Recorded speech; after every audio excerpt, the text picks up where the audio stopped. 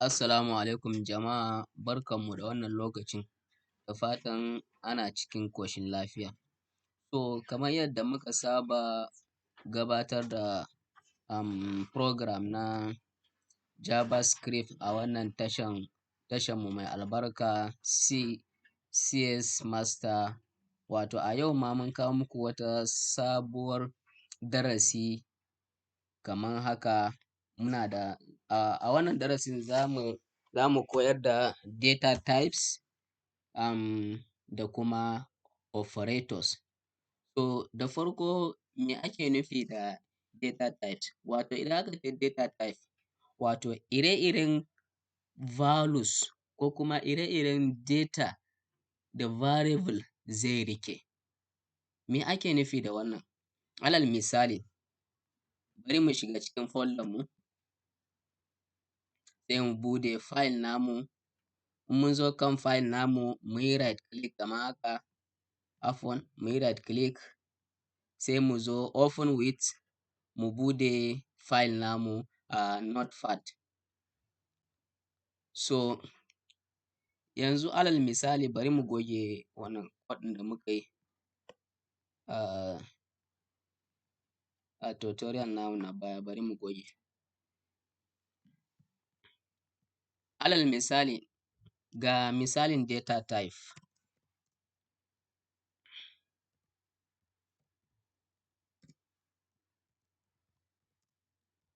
Kafin mu yi bayani akan, kafin in nuna muku yadda ake declaring, yadda ake assigning data type zuwa ga variable, bari zan muku bayani akan data type ɗin. Duk da ma na yi bayani, muka ce data type ire-iren values da variable zai riƙe. So wa'yannan data type ɗin muna da irin su number data type, muna da string, muna da boolean. So yanzu bari mu fara da number data type. So yanzu za mu fara da number data type, wato 10. Kun ga a nan muna da variable first name ko? Muna da variable, bari mu sa number. Yawwa. Muna da variable mai suna number ko? So sai muka mar assigning number 10. Wannan number 10 da muka mar assigning, kaga shi ne irin datan da ya riƙe.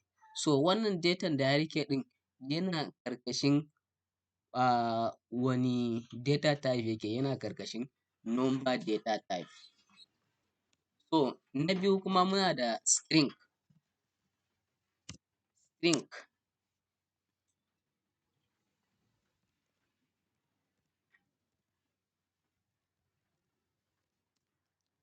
String kuma wato data type ne wanda variable take riƙe shi ta hanyar amfani da double quote ko kuma single quote.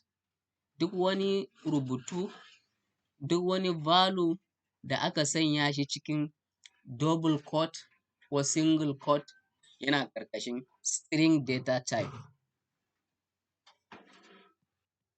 Wannan value tana ƙarƙashin string data type. So yanzu alal misali, mu ce Muhammad.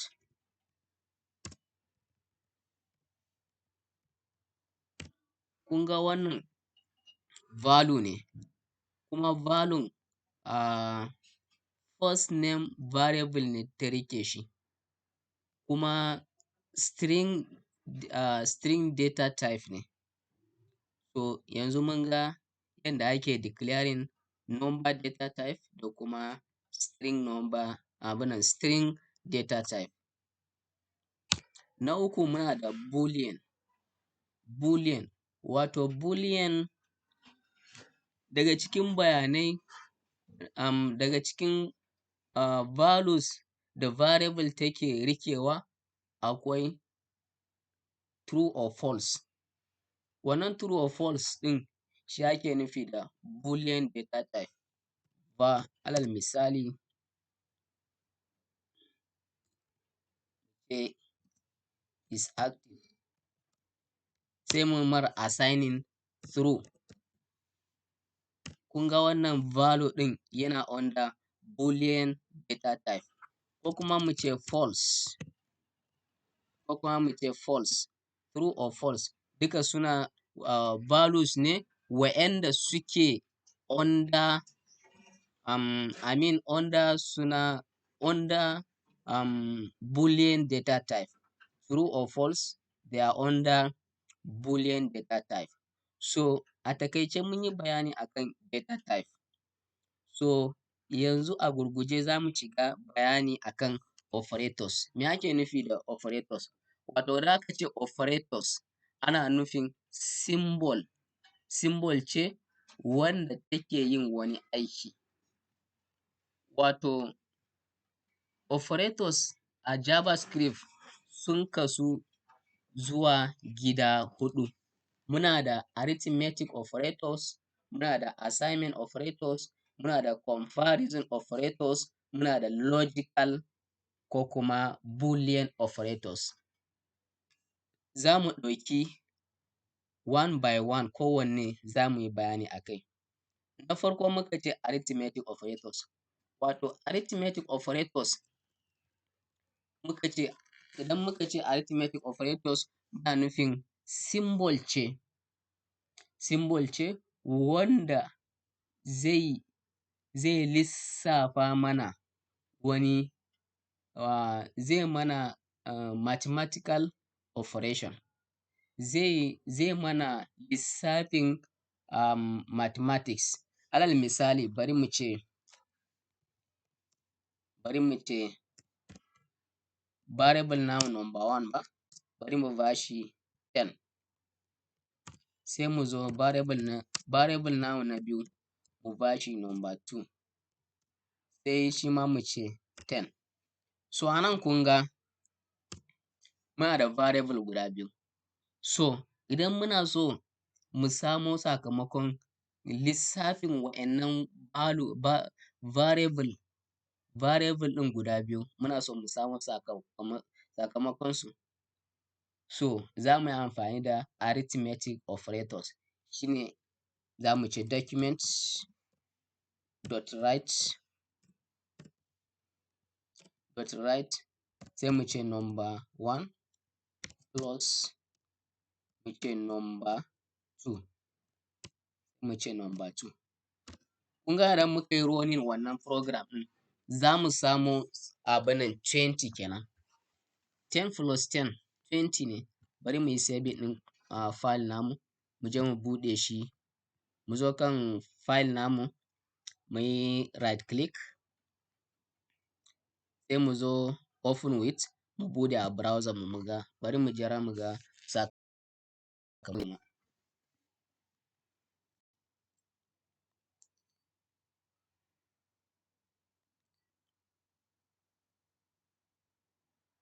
Masha Allah, kuna ganin 20 a nan? 20. So haka ake amfani da arithmetic operators. Arithmetic operators ba plus kaɗai ba ne a arithmetic operators. Muna da abun nan subtraction. Bari mu sa minus, mu yi control S, mu je cikin browser mu, mu yi refresh, kun ga mun samu 0. Kuma under arithmetic operators muna da times. Bari mu sa times, control S, sai mu je cikin browser mu, mu yi refresh, kun ga 10 times 10 100. Sai mu sake zuwa cikin source code namu, mu sa division, mu yi control S, mu je cikin browser mu, mu yi refresh, kun ga 10 divided by 10 ya ba mu 1. Sai mu sake zuwa cikin file namu, muna da me yake da suna modulo. Wato wannan a mathematics idan aka percentage ɗin nan ana nufin remainder. Idan aka cire goma a cikin goma, abin da zai rage ɗin shi zai cire mana da wannan operators. Idan muka yi amfani da wannan operators ɗin, zai ce idan aka cire goma a cikin goma, abin da zai rage shi ne result ɗin. So shi ake kira da modulo a programming. Bari mu yi saving. Kaga idan aka cire goma a cikin goma, ba abin da zai rage, zero ne. Bari mu yi running ɗin shi, mu je mu yi refreshing. Kun ga zero. Hakan nan akwai abin da ake ce mishi, bari mu goge nan. Akwai abin da ake ce mishi increment. Wato idan aka yi amfani da double plus, wato yana nufin increment. Ka ƙara wa wannan number da ake da shi ɗin number guda ɗaya. Yanzu variable namu number one, muna da value 10 ko? So wannan value mu 10 ɗin idan muka ƙara mishi 1, shi ne za mu yi amfani da increment operator, shi ne double plus plus. So yanzu bari mu yi running, control S mu yi running mu ga. Result namu zai koma 11. Why? Ina tunanin 11 zai zama ko?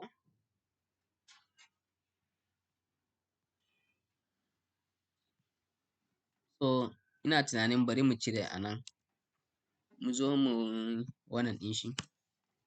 Number one, sai mu sa mishi increment operator ɗin.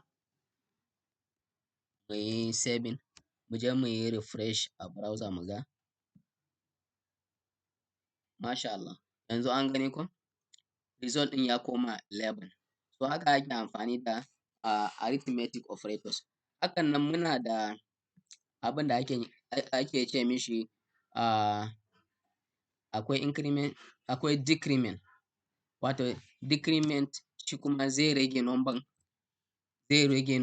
da guda ɗaya.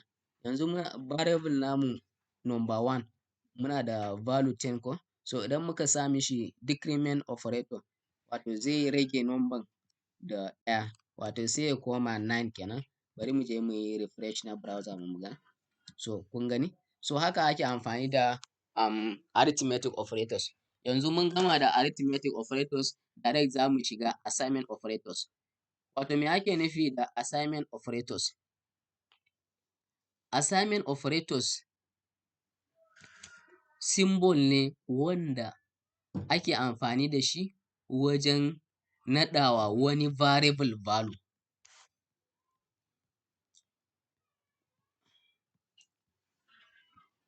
Bari mu goge.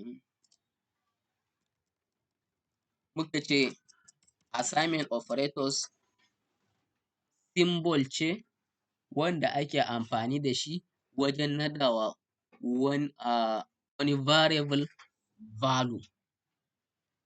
Me ake nufi da wannan? Yanzu alal misali muka ce variable first name, sai muka ba shi Muhammad. Yanzu da aka lura wannan var ɗin keyword na declaring na variable ne. Wannan first name kuma shine variable name namu. Wannan operators ɗin kamar equal sign da kuke gani, ba equal sign ba ne. Assignment operator ne. Wato abin da ake nufi a nan, da wannan symbol ɗin ne aka yi amfani wajen ba wa wannan variable namu mai suna first name ɗin value ɗin shi mai suna Muhammad. So idan babu wannan assignment operators ɗin a tsakanin, so ba yadda za yi ka iya ba wa variable naka value domin ta riƙe shi. Shi ne abin da ake nufi da assignment operators. Hakan nan daga cikin assignment operators akwai abin da ake ce mishi, akwai operator kamar haka. Yanzu misali mu ce number equals to 1. So za mu iya mu yi assigning, za mu iya mu baiwa mu naɗawa wannan variable namu number ɗin nan yana da value number 1 ko, za mu iya mu naɗa mishi wani number ɗaya ko biyu ko ma nawa ta hanyar amfani da assignment operator kamar haka. Plus sai equal sign mu ce mishi 1. Wato me hakan take nufi? Bari mu yi commenting nashi. Hakan yana nufin number equals to, a nan variable namu number wani value take rike da shi? Tana rike da value 1. So shine za mu ce 1. Sai mu ce plus, sai mu kawo wanda muka yi assigning ɗin shi a nan, sai mu sa 1 haka. Wato abin da yake nufi kenan. Yanzu idan muka yi running wannan code ɗin, ga sakamakon da zai bamu.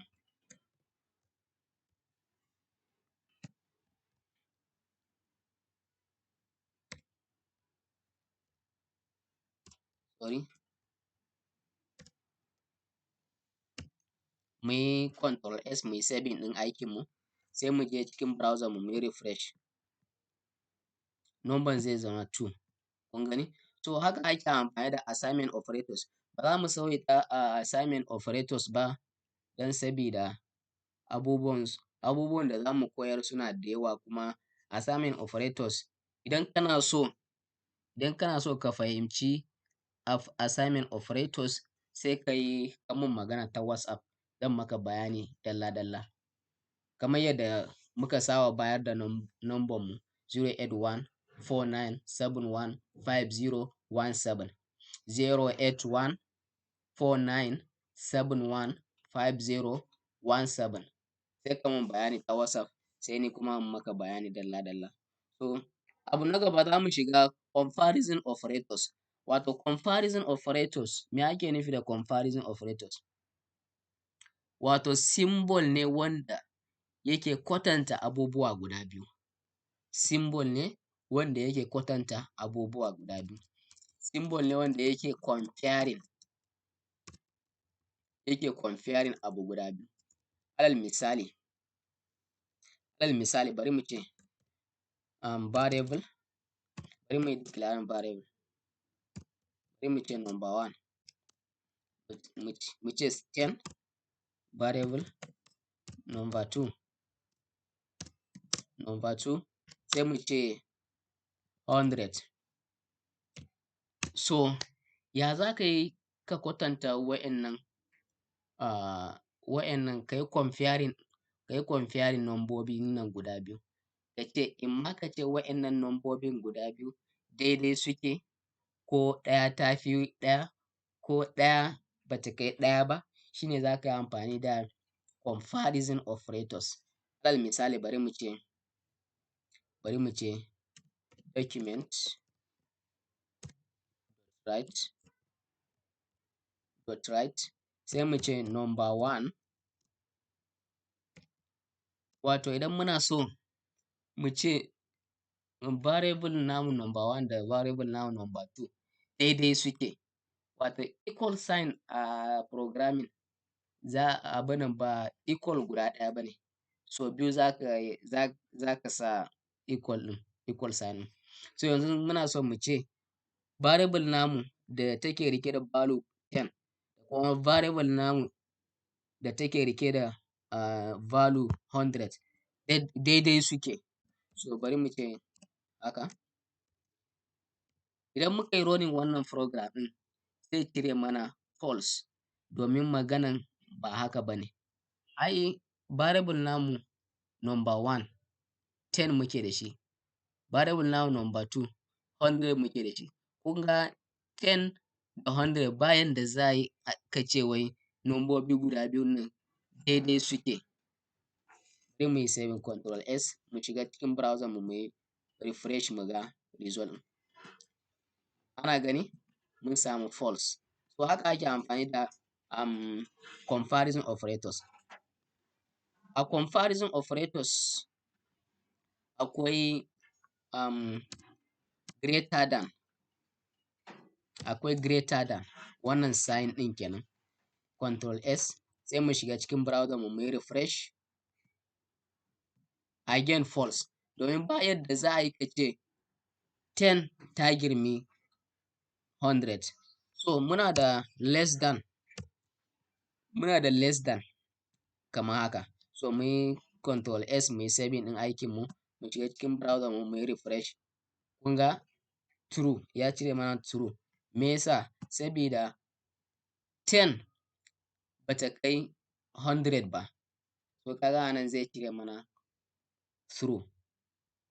Wato yanzu mun gama da comparison operators. Abu na gaba da za mu yi magana shine logical operators ko kuma boolean operators. Wato me ake nufi da wannan? Wato wannan symbol ne wanda ake amfani da shi wajen gano gaskiyan al'amari tsakanin expressions. Yanzu alal misali bari in ba ku wani example. Bari in ba ku wani example ku gani. Bari in ba ku wani example.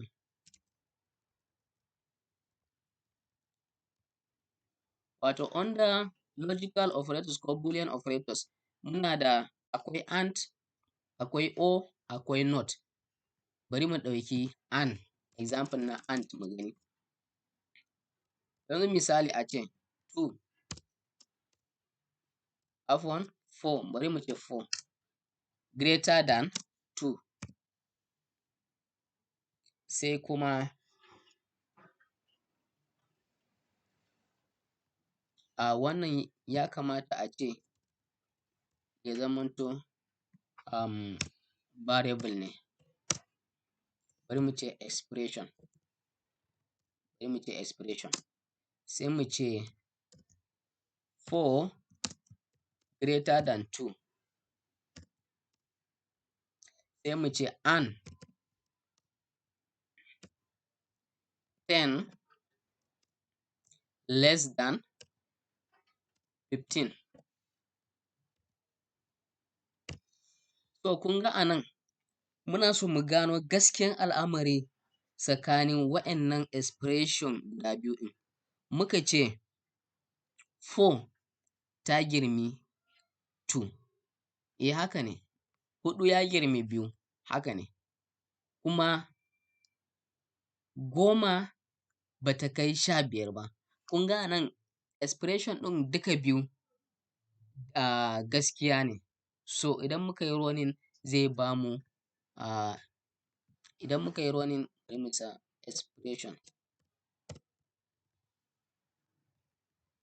Idan muka yi running zai bamu true dan sabida duka expression ɗin guda biyu true ne. Kun ga true. So a wannan logical operators ɗin kamar yadda muka ce akwai shi and ɗin sai an samu expression ɗin duka biyu sun tabbata true ne sai ya ce haka ne. In kuma guda ɗaya ba gaskiya bane a ciki zai ce false ne. Kaman misali anan mu ce wajen greater than da muka sa wannan bari mu ce less than. Bari mu ce 4 bata kai 2 ba. Kuma 10 bata kai 15 ba. Kun ga anan expression namu na farkon ba gaskiya bane. Ka ce 4 bai kai 2 ba? Wannan ba gaskiya bane. Bari mu yi control S. Idan muka yi refresh ɗin browser mu zai bamu false. Kun gani? Wato shi wannan and operators, wannan shine and operators ɗin.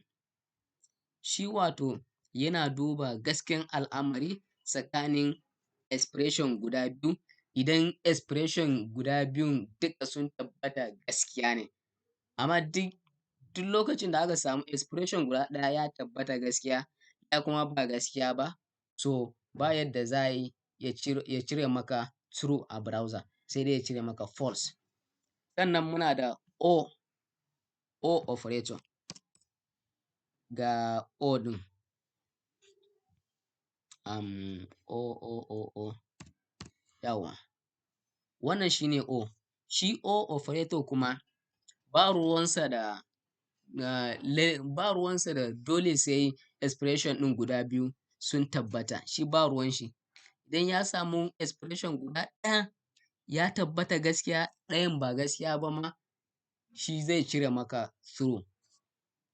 Kana cewa 4 bata kai 2 ba, kaga wannan false ne. Kuma ka zo ka ce 10 less than 15, shi O ɗin zai cire mana true.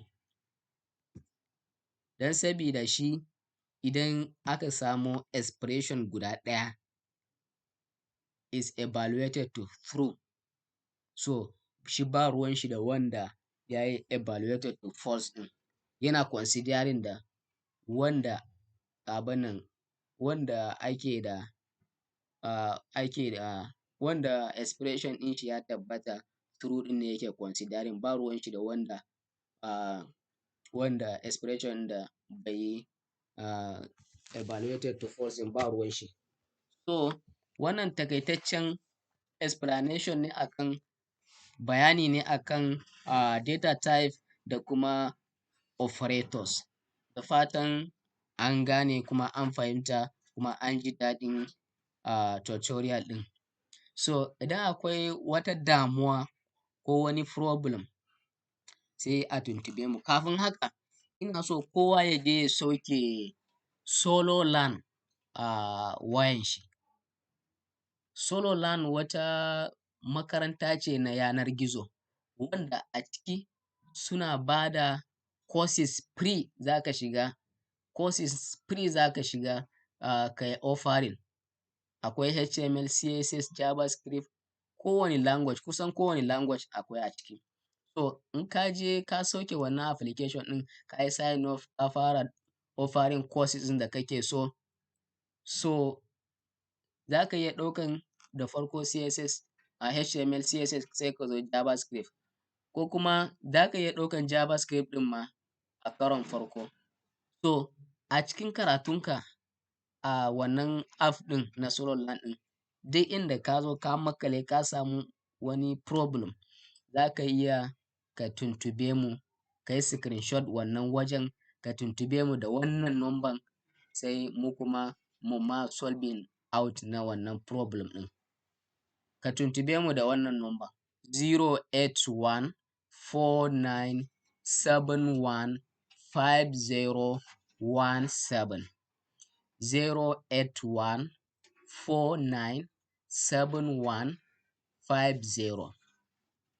08149715017. So sai mun haɗu a wani darasin daban.